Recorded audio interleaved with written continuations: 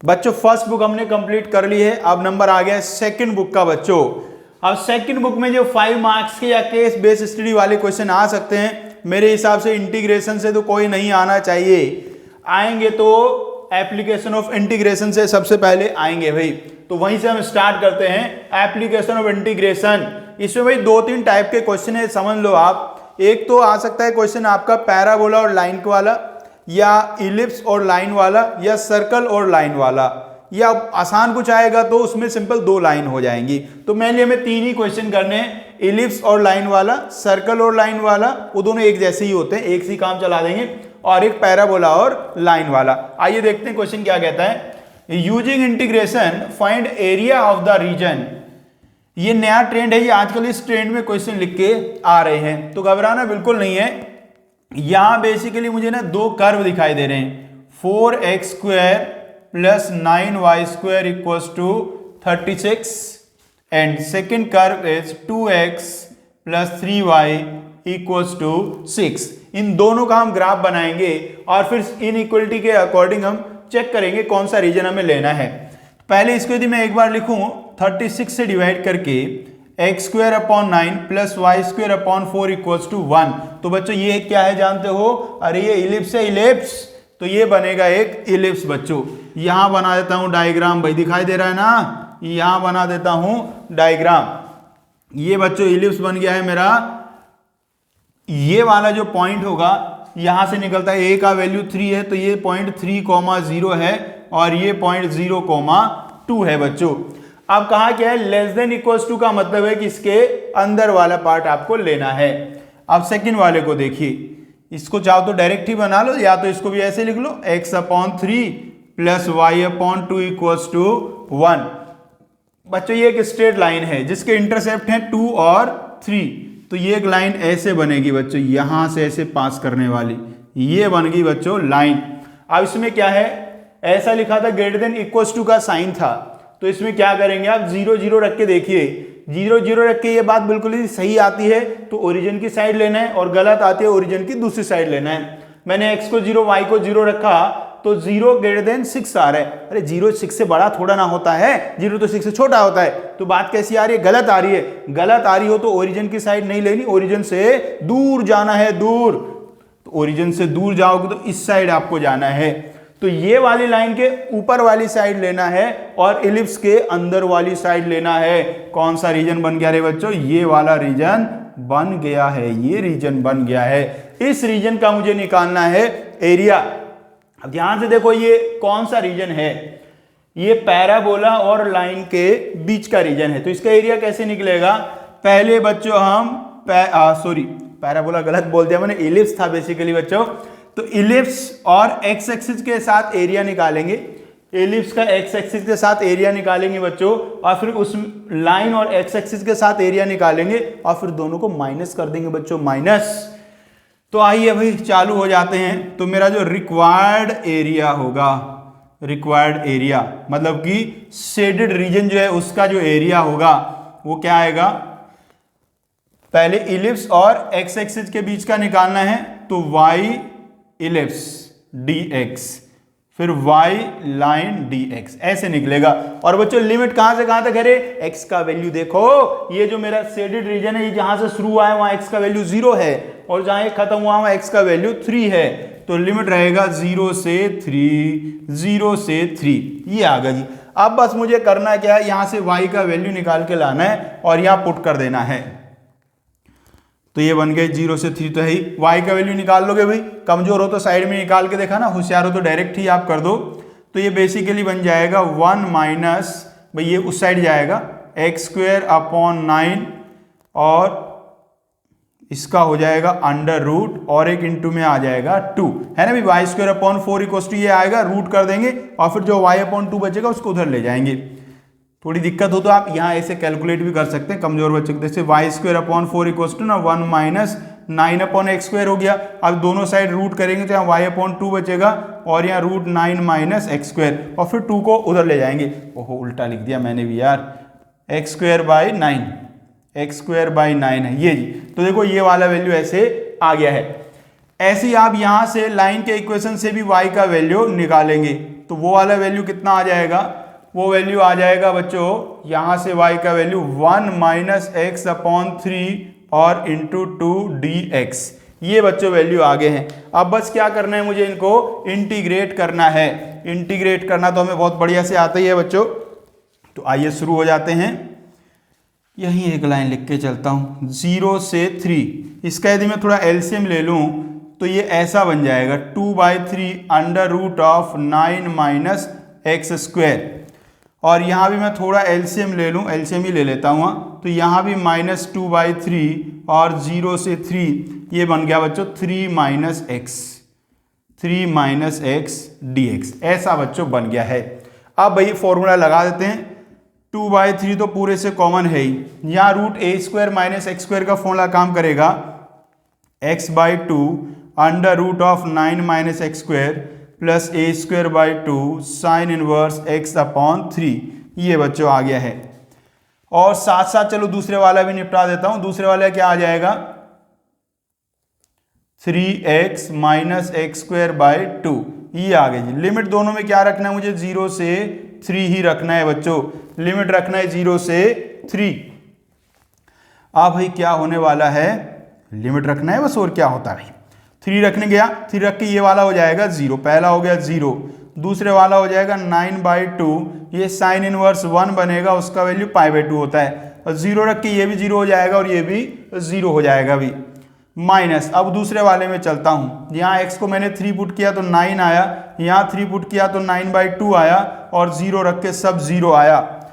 बस बच्चों थोड़ा बस सिंप्लीफाई करना बाकी रह गया है। ये बन गया है 9π/4, और यहाँ बन गया है बच्चों ये 9 माइनस 9/2, 9/2 हो जाएगा, माइनस का 9/2। ऐसा बच्चों बन गया है। अब यहाँ से मैं चाहूँ तो कॉमन ले सकता हूँ 9/4। 9/4 कॉमन लेके यहाँ बचेगा π-2। चाहो तो इसको थोड़ा कैंसिल कर लो भाई, यहाँ से कैंसिल किया है 2, यहाँ से यहाँ कैंसिल किया है 3, सो ये आ गया 3/2 इंटू π-2। ये बच्चों आ गया, देखिए अपना आंसर। आओ बच्चों नेक्स्ट क्वेश्चन देखिएगा। इस क्वेश्चन में देखिएगा ये कर्व गिवन है, ये कर्व गिवन है, और ये पता नहीं क्या गिवन है। कहा इसका पहले रफ स्केच बनाइए और फिर जो रीजन आ जाएगा उसका आपको एरिया फाइंड करना है। तो कर्व देख लेते हैं एक बार कौन कौन दिखाई दे रहे हैं मुझे। पहला कर्व है y = x² + 3, और दूसरा कर्व है y = 2x + 3। पहले इन दोनों के ग्राफ बना देते हैं भाई। y = x² का ग्राफ हमें आता है, पैराबोला बनता है पर +3 करेंगे तो 3 यूनिट ऊपर चला जाएगा। तो ग्राफ इसका कुछ ऐसे दिखाई देगा बच्चों। यहाँ ओरिजिन होता है x² होता तो यहाँ ओरिजिन से पास करता, x² + 3 है तो थोड़ा ऊपर से जाएगा ऐसे जी। ये वाला पॉइंट मेरा 0,3 हो जाएगा। उसके बाद बच्चों दूसरी मुझे बनानी है लाइन y = 2x + 3, बहुत आराम से बन जाएगा। ये एक पॉजिटिव स्लोप वाली लाइन है, और y एक्सिस पे मतलब जब x को 0 रखूंगा तो y का वैल्यू 3 आएगा, मतलब 0,3 से पास करेगी। तो ऐसी लाइन बच्चों ये बनेगी। ये बन गया मेरा, लाइन बन गया है और पैराबोला बन गया है भाई। अब देखते हैं और क्या कहा गया है, और ये कंडीशन क्या बताना चाह रही है। पहली कंडीशन को देखिए, ये कहता है जो y का वैल्यू <= x² + 3 है, ये मेरा पैराबोला है y = x² + 3। यदि मुझे y का वैल्यू से कम रखना है, मतलब इसके नीचे वाला एरिया आपको लेना है, इस पैराबोला के नीचे वाला लेना है। यहाँ लाइन में देखो लगा y <= 2x + 3 है, इसका मतलब लाइन के भी नीचे वाला ही रीजन मुझे लेना है। तो लाइन के नीचे वाला लेना है, पैराबोला के नीचे वाला लेना है। और देखिए लास्ट में लिखा है x का वैल्यू 0 से 3 तक लेना है। बच्चों x = 0 तो y एक्सिस ही होता है, x = 3 यहाँ हम थोड़ा बना देते हैं आगे। ये आ गया जी x = 3। तो रीजन मेरा ये बन चुका है, देखो जी, लाइन के नीचे पैराबोला के नीचे ये। अब इस यदि ये तो हमारा देखो आधा काम तो हो गया, ग्राफ हमारा बन गया। रफ स्केच बनाने को कह रहा बहुत ज्यादा सुंदर मत बनाना, काम चलाओ बना दो बस।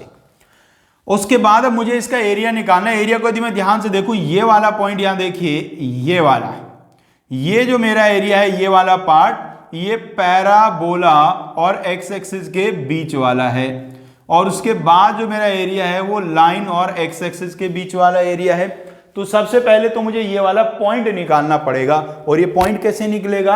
अरे ये पैराबोला और लाइन का पॉइंट ऑफ इंटरसेक्शन है। तो आइए इन दोनों को सॉल्व कर देते हैं। सॉल्व करना बहुत आसान है, सॉल्व कर रहे हैं ये दोनों को।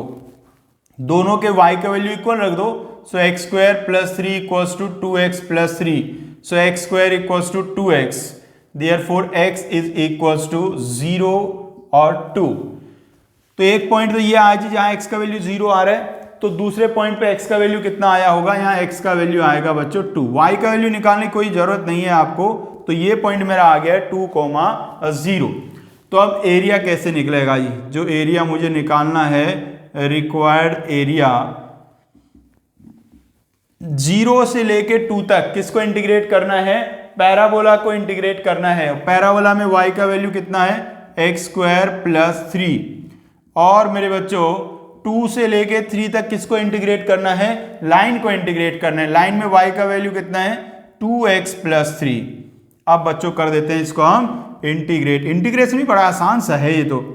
एक्स स्क्वायर का हुआ एक्स क्यूब बाई 3, 3 का हो गया 3x, 0 से 2, 2x का एक्स स्क्वायर, 3 का 3x, और लिमिट है 2 से 3 बच्चों। अब लिमिट पुट कर देता हूं। पहले 2 पुट किया 8/3 प्लस 6, 0 पुट करके 0 ही आएगा। इधर 3 पुट किया 9 प्लस 9, और 2 पुट किया तो 4 प्लस 6। ऐसा बच्चों बन गया है। देखो ये वाला 6 तो ये वाले 6 से कट ही जाना है। तो शुरू में मेरा 8/3 है प्लस, यहाँ देखो 9 प्लस 9 18 हो जाएगा, और 18 माइनस 4 करूंगा तो 14 आ जाएगा बच्चों। अब इसको एलसीएम लेके ऐड कर दूं तो ये आ रहा है 50/3। ये आ गया बच्चों आंसर अपना। आइए बच्चों आगे बढ़ते हैं।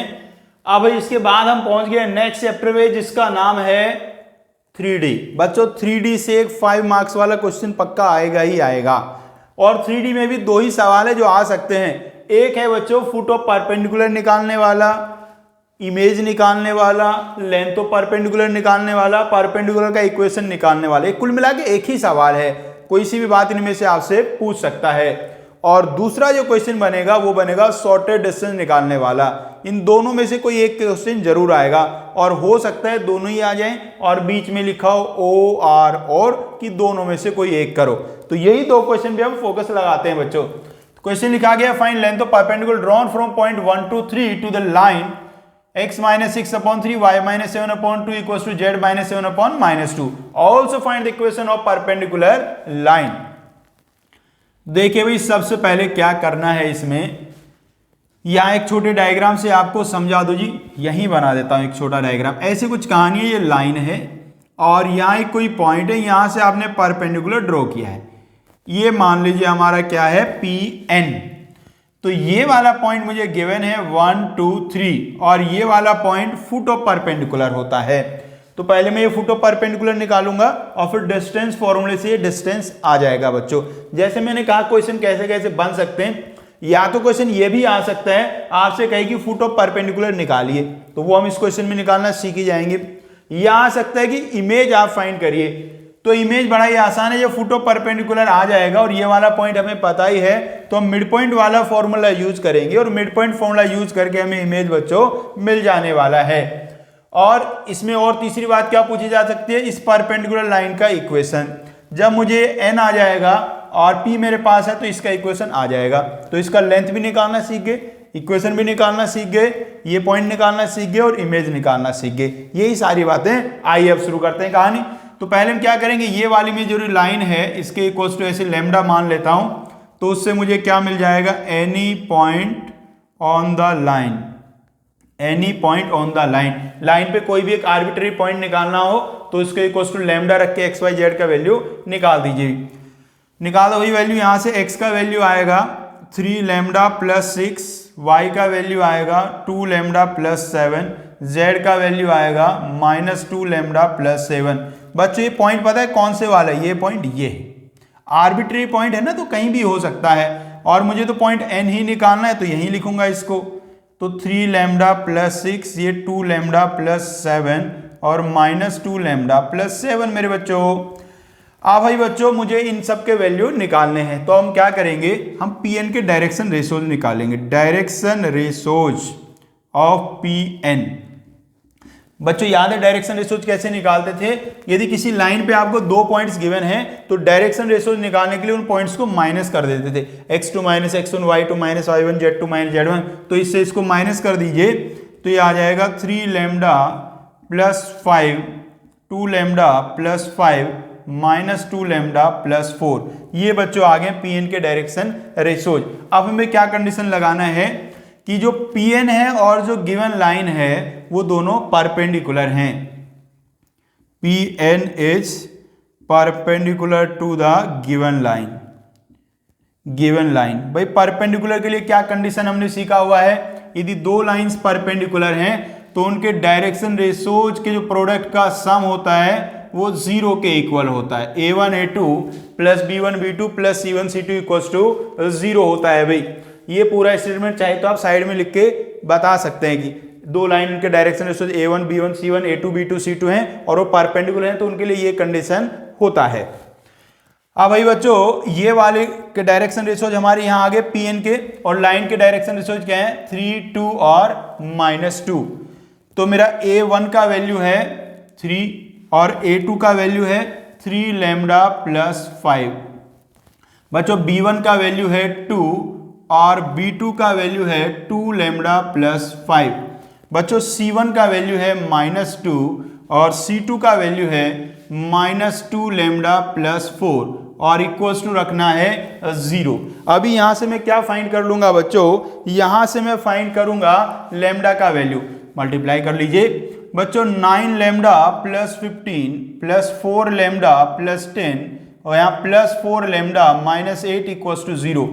9 प्लस 4 बच्चों आया 17 और 15 प्लस 10 -2 ये भी आया 17। सो यहां से लैम्डा का वैल्यू कितना सुंदर आ गया बच्चों? लैम्डा का वैल्यू आ गया मेरे बच्चों -1। अब बच्चों यदि लैम्डा -1 आ गया है तो पॉइंट n भी आ जाएगा मेरे पास, पॉइंट n। ये लैम्डा का वैल्यू मैं यहां रख दूंगा भाई। देख रहे लैम्डा को -1 रखेंगे तो -3 प्लस 6 हो गया 3, -2 प्लस 7 5, ये +2 प्लस 7 9, कितना बन गया? 3 5 और 9।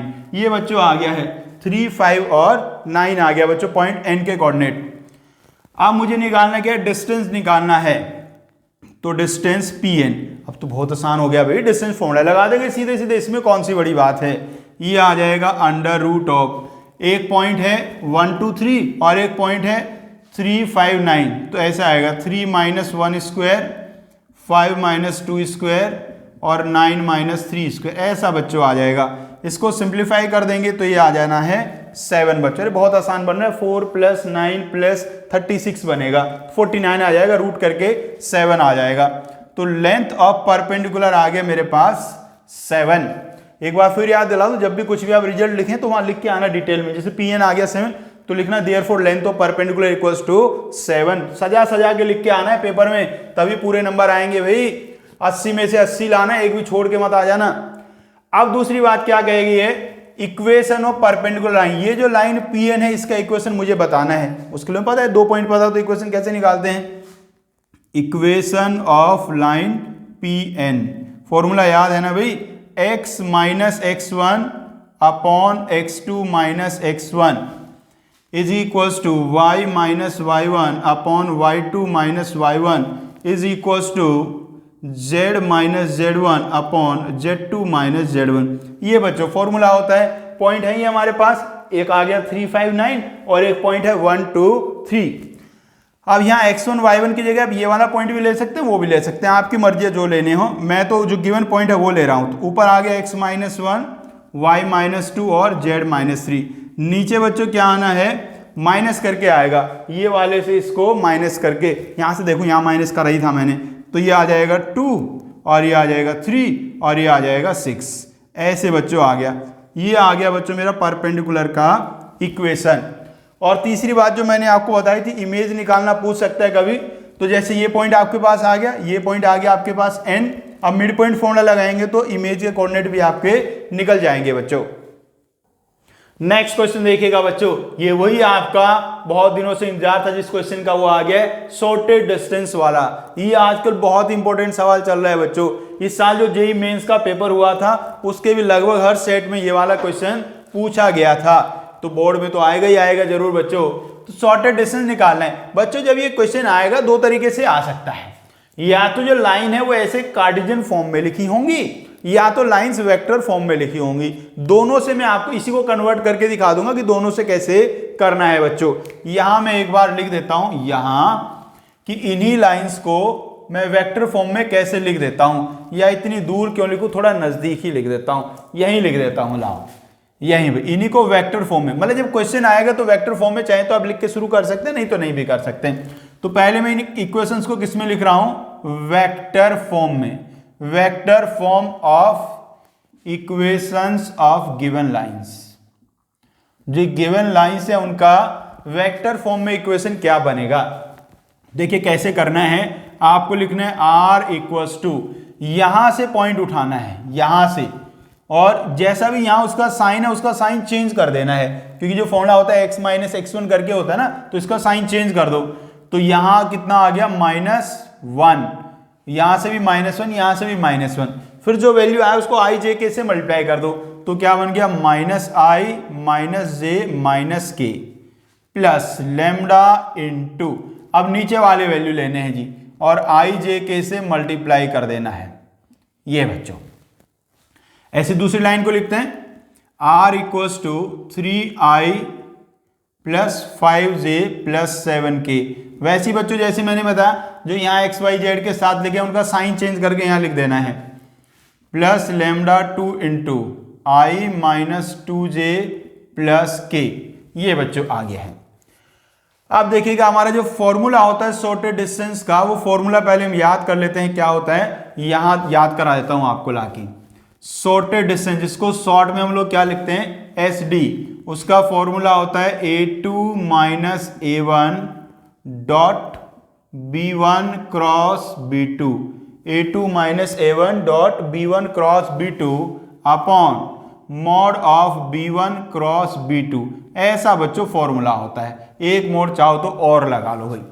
आज इसमें देखो A1 A2 क्या होता है, ये वाला होता है A1, ये वाला होता है A2, ये होता है B1 और ये होता है B2। तो आप तो बिल्कुल डिटेल में लिखना कि भाई A2 कौन है, 3i plus 5j plus 7k, A1 कौन है, -i minus j minus k। तो मेरा A2 माइनस A1 क्या आ जाएगा, इससे इसको माइनस कर दूंगा, 4i plus 6j plus 8k। उसके बाद B1 B2 क्या है जी, इसको ऐसे बना देता हूं भाई। B1 और B2 क्या है, B1 है मेरा ये वाला 7i minus 6j plus k, और B2 कौन है भाई, i minus 2j plus k, ये है B2। अब मुझे क्या निकालना है फॉर्मूले के लिए, B1 क्रॉस B2। तो सबसे पहले मैं क्या निकालूंगा बच्चों, B1 क्रॉस B2, और याद होगा क्रॉस प्रोडक्ट कैसे निकलता है, डिटर्मिनेंट बना के, जो ऐसा एक डिटर्मिनेंट बनाएंगे बढ़िया सा, और इसको सॉल्व करेंगे। सॉल्व करना हम सबको बहुत बढ़िया से आता ही है। तो i इंटू ये वाला छोड़ेंगे -6 और +2 माइनस j इंटू इसको छोड़ना है, इसको छोड़ना है, 7 माइनस 1 6 ही लिख देता हूं, फिर प्लस k इंटू -14 प्लस 6, ये आ गया बच्चों जी -4i माइनस 6j और -8k। ऐसा बच्चों आ गया है मेरा B1 क्रॉस B2। अब आ जाइए यहाँ फॉर्मूले के पास, और इस फॉर्मूले में वैल्यू रख देना है। सबसे पहले क्या करना है, A2 minus A1 dot B1 cross B2, ये रहा आपका A2 माइनस A1, और ये आपका आ गया B1 क्रॉस B2, ये वाला जी। इन दोनों का करना है डॉट प्रोडक्ट। आप तो दोनों वैल्यू लिखना, ये वाला वैल्यू, ये वाला वैल्यू वहां लिखना, फिर डॉट प्रोडक्ट करना। मैं तो डायरेक्ट ही कर देता हूं।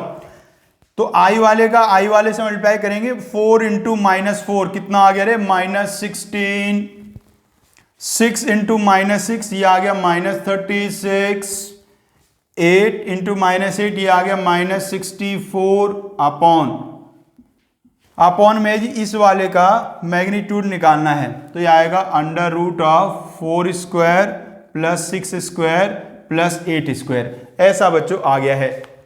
ऊपर वाले बच्चों चाहो तो आप ऐड कर लो, ऐड कर सकते हो, तो ये आ गया 100 और ये 116 आ गया है। मोड से जो नेगेटिव है वो तो पॉजिटिव बन गया है बच्चों। यहां से चाहो तो पहले आप एक 2 कॉमन ले लो, अंदर से 2 का स्क्वायर कॉमन लेंगे, बाहर आके 2 बन जाएगा, तो रूट के अंदर फिर थोड़े छोटे नंबर बचेंगे। यहाँ से 4 चला गया तो यहाँ 4 बचा, और ये 36 में से 4 गया 9 बचा, और यहाँ बच्चों 16 बचा, ऐसा बन गया है। तो ये आ गया 116/2 इंटू √29, ऐसा बच्चों आ गया है। और यही हमारा क्या है, शॉर्टेस्ट डिस्टेंस है बच्चों। आइए बच्चों और आगे बढ़ते हैं। अब हमारा चैप्टर आ गया है LPP, लीनियर प्रोग्रामिंग प्रॉब्लम्स। बच्चों इसमें एक ही टाइप के क्वेश्चन हैं, एक ही क्वेश्चन करके आपका पूरा चैप्टर कंप्लीट हो जाता है, ज्यादा टेंशन की जरूरत नहीं है। तो एक क्वेश्चन आपको करा देता हूं, ये 3 मार्क्स में आए या 5 में आए, और या 1 में भी इसका छोटा मोटा कुछ पूछा जा सकता है, तो 1 वाले की तो टेंशन नहीं है। तो सबसे पहले इसमें हमें क्या करना होता है, ग्राफ बनाना होता है। तो ये जितनी भी ऐसे इनइक्वलिटीज दी हैं, इनके एक एक करके ग्राफ बनाएंगे भाई। तो सबसे पहले हम बनाएंगे x + 2y = 100, x + 2y = 100। बच्चों आपको एग्जाम पे में इसका है ना ग्राफ पेपर मिलेगा, वहां ग्राफ पेपर भी आप इसको बना दीजिएगा, अपना स्केल वगैरह और HB पेंसिल लेके जाना। तो यहां तो मैं भाई ऐसी रफ बना देता हूं बच्चों, यहां रफ ग्राफ एक बार हम बना लेते हैं बच्चों। तो पहले मुझे बनाना है x + 2y = 100। तो बनाते कैसे, एक बार x को 0 रखेंगे, y का वैल्यू फाइंड करेंगे, फिर y को 0 रखेंगे, x का वैल्यू फाइंड करोगे। चलो एक का टेबल तो मैं बना ही देता हूं आपके लिए। यहां ये ऐसे बनेगा बच्चों, ये x ये y, x को 0 पुट किया बच्चों, y का वैल्यू 50 आया, y को 0 पुट किया तो x का वैल्यू 100 बच्चों आया। तो कैसे करेगा, एक पॉइंट आ गया 0,50, एक आ गया 100,0, 100 मान लेता हूं यहां, तो 50 रह जाएगा यहां, लगभग उसका हाफ। आपको वहां तो टेंशन नहीं है, वहां तो आपको पेपर मिलेगा ही ग्राफ वाला, उस पर आप स्केल लेट कर लेना, पहले देख लेना उसमें कितने कॉलम्स होते हैं, उसके हिसाब से स्केल लेट कर लेना, जिससे कि उसके अंदर ही आ जाए और बहुत छोटा भी ना लगे, थोड़े उस हिसाब से मानना। तो यहां ये मेरा एक लाइन बन गया है। अब मुझे ये देखना है कि इसमें कौन सा रीजन लेना है, ओरिजिन के साइड वाला या उसके अपोजिट साइड वाला। तो इसमें 0 0 रख के देखेंगे, 0 0 रखने से ये फॉल्स आ रहा है, तो ओरिजिन के दूसरी साइड वाला लेना है, इधर वाला बच्चों मुझे लेना है। पॉइंट यहां मैं लिख देता हूं, ये पॉइंट है 100,0 और ये है 0,50 बच्चों।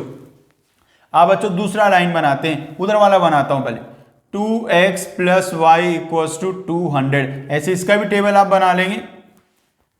सो बच्चों यहां x ये y, x का वैल्यू मैंने रखा 0, y का वैल्यू आया 200, y को रखा 0 तो x का वैल्यू आया 100, x का वैल्यू तो सेम वही आ रहा है 100 पे, ये 200 पे पहुंच गया, तो काफी ऊपर यहां पहुंच गया है। यहां से इसको बच्चों ऐसे ज्वाइन कर देना है, ये पॉइंट मेरा आ गया है 0,200।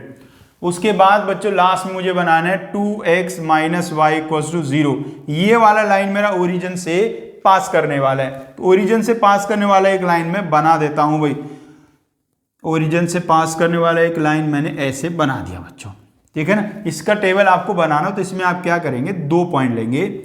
एक तो आपको पता चल ही गया है, x को 0 रखा, y को 0, कोई दूसरा वैल्यू ले लीजिए, मान लीजिए आप x को 1 रख देते तो y का वैल्यू 2 आ जाएगा। तो ऐसे करके आपको ज्वाइन कर देना है बच्चों। अब बच्चों इसमें हमें ये देख लेता हूं फिर से कौन कौन सा लेना था। इसमें तो पता चल गया था, इसके इधर वाला लेना है, ये वाले में देख रहा हूं यहां 0 0 पुट करता हूं तो बात बिल्कुल सही बैठ रही है। इसका मतलब ये जो हमारी लाइन है इसके ओरिजिन की साइड वाला रीजन लेना है, मतलब कि इधर वाला लेना है। अब ये वाले को मैं देखता हूं, अब चूंकि ये वाले जो लाइन है ये मेरी 0 से ही पास कर रही है, तो 0 के अलावा कोई और पॉइंट लेता हूं।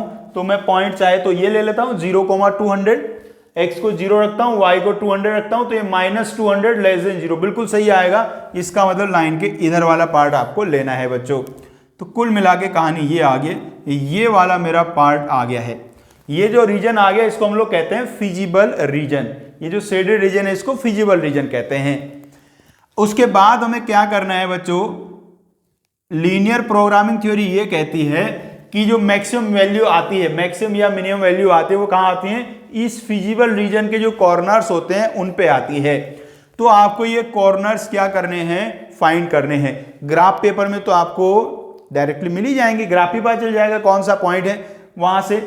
और यदि नहीं पता चले तो कैसे आप कर सकते हैं, सॉल्व करके। अभी हमारे पास तो ग्राफ पेपर है नहीं, हम तो सॉल्व ही करेंगे। तो सॉल्व कर लेते हैं, किस किस को। जैसे मुझे ये वाला पॉइंट निकालना है, ये वाला पॉइंट, इनके नाम रख दूं, ये फर्स्ट, ये सेकंड और ये थर्ड रह गई। ये वाला पॉइंट मेरा ए, ये वाला पॉइंट मेरा बी, 2 पॉइंट मुझे निकालने। तो पॉइंट ए निकालने के लिए क्या करेंगे, 4 पॉइंट ए, किस किस को सॉल्व करेंगे। पॉइंट ए निकालने के लिए एक ओरिजिन वाली लाइन, एक ये 50 वाली लाइन, तो ये वाली और ये वाली को 1 और 3 को सॉल्व करेंगे। अरे सॉल्व करना बहुत आसान है, ऐसे हो जाएगा। देखो y का वैल्यू कितना है 2x, यहाँ y की जगह 2x रख दीजिए तो 4x हो जाएगा। 4x और x 5x, 5x का वैल्यू 100 तो x का वैल्यू आ जाएगा 20 और x 20 आ गया तो y का वैल्यू आ जाएगा 40। तो ये पॉइंट A मेरा आ गया है। यहां लिख दूं, यहां लिख देता हूं 20,40। उसके बाद बच्चों क्या करना है, मुझे पॉइंट B निकालना है, 4 पॉइंट B। पॉइंट B के लिए किस किस को सॉल्व करेंगे, फर्स्ट और सेकंड को सॉल्व करेंगे। फर्स्ट और सेकंड क्यों, नहीं फर्स्ट और सेकंड बिल्कुल नहीं, सेकंड और थर्ड को सॉल्व करेंगे जी। जो ओरिजिन से पास करने वाली लाइन है वही इंटरसेक्ट कर रही है, इनको सॉल्व करना ही बहुत आसान है। यहां से y का वैल्यू 2x यहां रख दीजिए तो 2x और 2x 4x हो जाएगा, तो x का वैल्यू तो आ जाएगा 50 और x 50 आया तो y आ जाएगा बच्चों 100। तो ये सारे कॉर्नर पॉइंट्स मैंने फाइंड कर लिए हैं। ये 50, 100, ये 20, 40, 0, 50 और 0, 200, ये सारे पॉइंट आ गए हैं। इसके बाद क्या करना होता है मुझे, इसके बाद मुझे इन सभी पॉइंट्स पे z का वैल्यू फाइंड करना होगा। इन सभी पॉइंट्स पे z का वैल्यू फाइंड करेंगे। पहले कौन से वाला पॉइंट ले लूं, ये ले लेता हूं इधर कोने वाला, x को 0 और y को 50 लिया, z का वैल्यू यहां को लिख लूं, वहां देखना पड़ेगा दूर नहीं तो मुझे। ये देखो यहां x को 0 रखो और y को 50 रखो तो इसका वैल्यू आ गया है 100।